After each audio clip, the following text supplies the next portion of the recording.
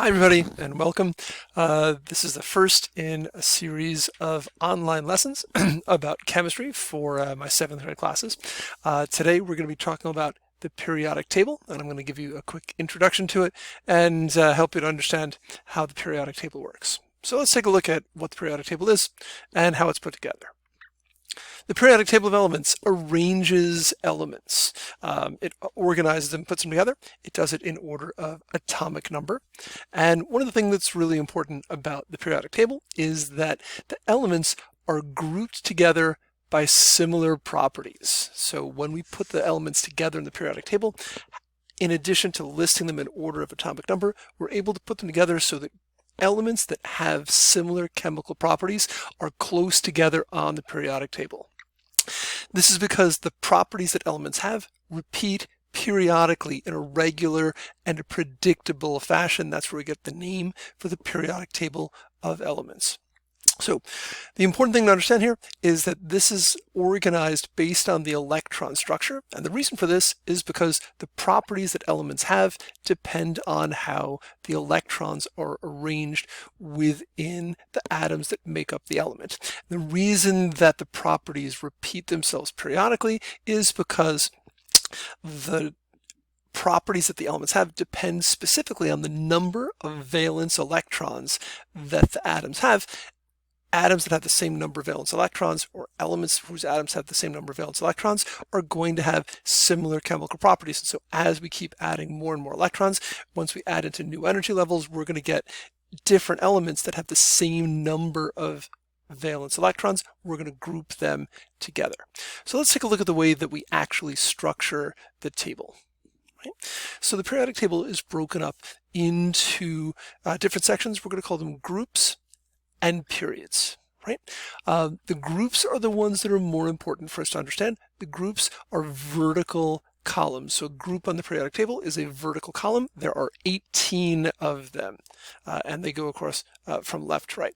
All the elements in a group are similar to the other elements in the group. They have similar properties to that, and the reason for that is because they have a similar number of valence electrons. Usually they have exactly the same number of valence electrons. There are a couple of exceptions to them, so I'm just going to say that they have a similar number of valence electrons. A period is a horizontal row that goes across the periodic table from left to right. The number of the valence electrons for atoms that are in the same period are all in the same energy levels. So period 1, that's the first row that goes across, the valence electrons are on the first energy level. Period 2, they're in the second energy level, and so on and so on and so on, all the way down the periodic table down to period 7. All right, so let's take a look at what that would look like. Here's a simplified model of our periodic table. The groups are the vertical columns, and like I said, there are 18 of them. And then the periods are the horizontal rows that go across. Period 1 is broken up, period 2 is also broken up, period 3 is, but then periods 4, 5, 6, and 7 all go across, and they're not broken up in any way like this. So on your periodic table, the groups are numbered 1 to 18. There are numbers going across the top, and the periods are numbered along the side here, 1 through 7. They're the ones that go across. All right? So it turns out that there are a few different basic types of elements on the periodic table. We have metals, which is the majority of the elements in the periodic table. We have non-metals, which are going to have properties that are very much opposite those of the metals. We have metalloids, which are sort of in between, and then we'll see there's one more group that we'll talk about here at the end.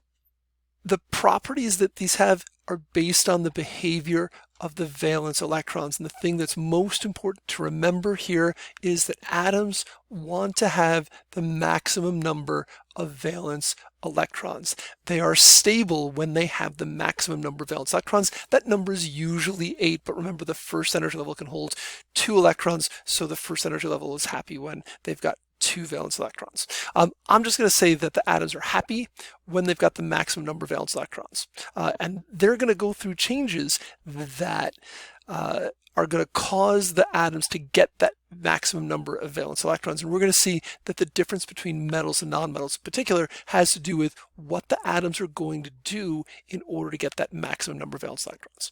So let's take a look first at where we can find these on the periodic table. So on here, all of the elements in red are metals. All of the elements in blue over here are nonmetals. Hydrogen is also considered to be a nonmetal. And then these in here are considered to be what are called metalloids. You'll see that there's a stair-step line on your periodic table. The ones that rest on the stairs are considered to be metalloids.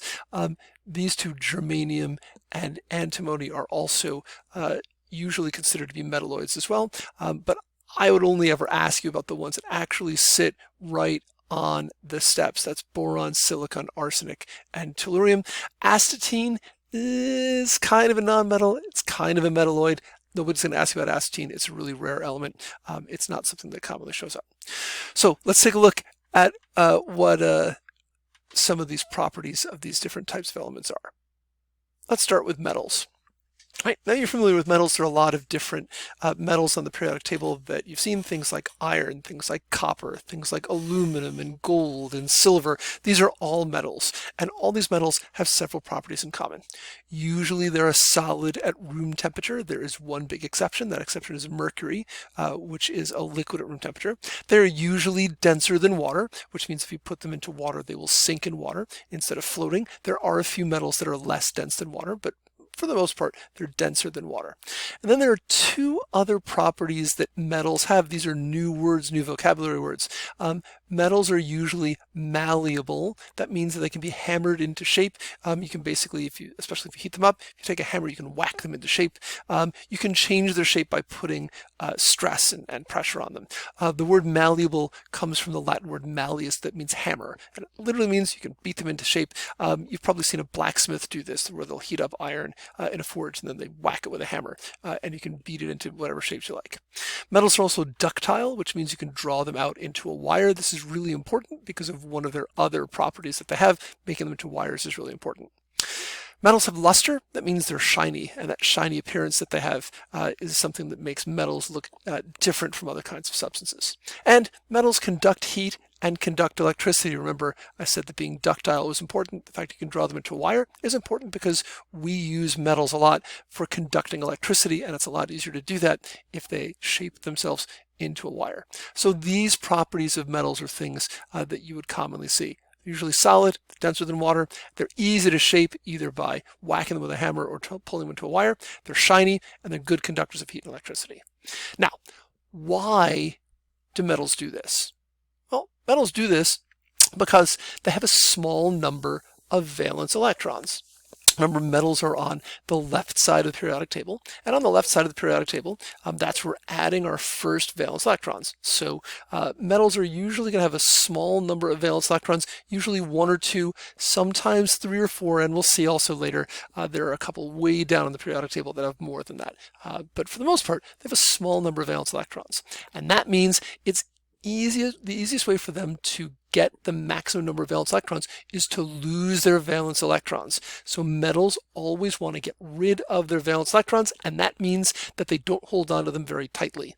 And because of that, they do all kinds of things. When we look back at some of the properties that metals have, right, things like conducting heat and electricity, that's because the electrons are free to move around within the atoms. In fact, the things that hold metal atoms to others has to do with the fact that the electrons move around pretty easily, and that's part of what makes them so malleable and ductile. It's also what gives them luster. They're shiny because when light interacts with those electrons that are free to move around, they make them look shiny instead of kind of dull and boring looking. All right, so we'll contrast these with nonmetals. Nonmetals have pretty much the opposite properties of metals. Right? Many of them are gases. The ones that aren't gases, there's one that's a liquid. Bromine is a liquid at room temperature. And the ones that are solids, definitely not very metal-like. They are not malleable and they're not ductile. In fact, they're usually brittle. They break pretty easily and crack. So if you hit them with anything or you put any stress on them, they tend to crack and break. The ones that are solids are dull, they're not shiny at all, and they're poor conductors of both heat and electricity. They're not really good at any of those. So these properties are all pretty much the opposite of the properties that the metals have. And the reason for this is simple. Nonmetals have a large number of valence electrons already. They're close to having the maximum number of valence electrons. And that means what they're going to try to do is they're going to try to get electrons from other places. And that means they pull on them very, very strongly. Because they pull on them very strongly and they hold them tightly in place, they're not free to move around. And because they're not free to move around, they don't get all those properties that metals have, right? All right, very quickly, let's take a quick look. Metalloids. Metalloids are found between metals and nonmetals, and they have intermediate properties. In particular, they're usually sort of good at conducting electricity and heat, but they're not really, really good at it. They have a kind of a shiny appearance to them usually. They're not dull like nonmetals, but they also would never be mistaken for metals. They're kind of in the middle. So let's go back quickly and take a look at our position of metals and nonmetals on the periodic table. And what we'll see is over here, on the left side, right, these all have one valence electron in group 1, and they have 2 valence electrons in group 2. These transition metals all have 2 valence electrons, right? These have 3, 4, 5, and what happens is as we go down the table, the ones that are farther and farther out, right, so by the time we get down here to like period 7, right, they're really, really far from the nucleus, and even with more valence electrons, because they're so far away, they're held on really loosely, and they're going to behave more like metals than they're like nonmetals, right? Our nonmetals are all going to try to gain electrons because they're close to being full, and the ones closer to the top have a much stronger pull on electrons than the ones at the bottom. The weird exception is hydrogen over here. Hydrogen has 1 valence electron, but because it's in the first energy level, it only needs 1 more electron to fill it up. And that means it's very easy for hydrogen to pick up another electron to get 2 valence electrons. And so it's going to behave more like the nonmetals than it is like the metals, right? And then these metalloids are in that kind of boundary region in between where they're not held too tightly, they're not held too loosely, they're kind of just right. All right, there's one other group we need to look at, and that's this group over here all the way on the right. They're colored in blue here like nonmetals because in a lot of ways physically they act like nonmetals. These are called the noble gases. The noble gases are in group 18. They fill their valence energy level, and that means that they're not chemically active. They're already happy. They don't have to do anything to get that number of valence electrons that they want to have. And because of that, they don't go through any kinds of chemical reactions whatsoever. They hang out as just single atoms all by themselves. They're not sticky to each other, and so they tend to stay as gases. And these things, while they have important uses, they don't really do anything other than they sit there and they take up space. And that's basically all there is to it. So that's our introduction to the periodic table, the way that it's set up, why it's set up the way it is, some of the different kinds of elements that we might find, why they behave the way they do, and how that all relates back to the stuff they're made out of, atoms. Right? So I hope you enjoyed this. I hope you found this to be informative. And if you have any questions, you'll have the opportunity to ask them of me later on in class. All right, thanks for watching. I'll see you again soon.